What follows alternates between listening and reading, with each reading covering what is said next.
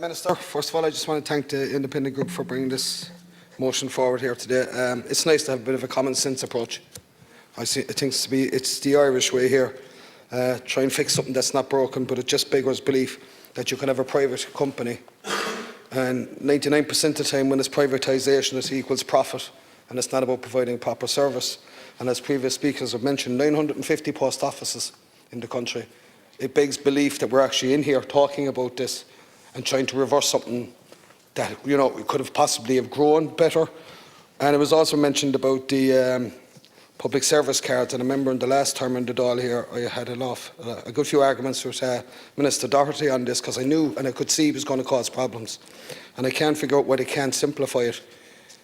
We all have a PPSN number, I mean, and it's registered to the database, and I think that should be good enough, because we're having similar issues with medical cards at the moment, but that's a different situation.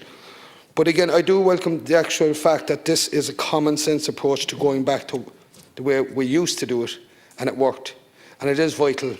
And you know, people forget that people with disabilities struggle even more to access these services, and the one-to-one interaction between people and walking into a service where you can actually deal with a real human being does actually make a difference. And other speakers have said as well, it's public money, and it begs belief how we can actually privatise a system.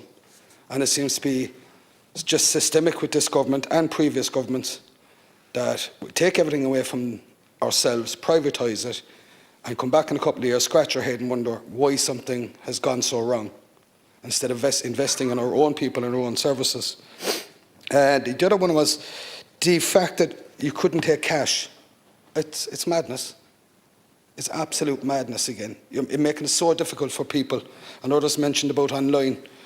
How many times have we come in here in a debate and debated about broadband? Some people are not computer illiterate. Others, you know, would have maybe the old provisional licence, is working on the farm for the last 40 years and has never even turned on a computer. I mean, how are they going to manage with stuff? So look, I wish I could say a lot more on it, but I would say it's absolutely ludicrous that we have private companies running this when we have a national post office service that's crying out for public services, and it should be supported. Thank you.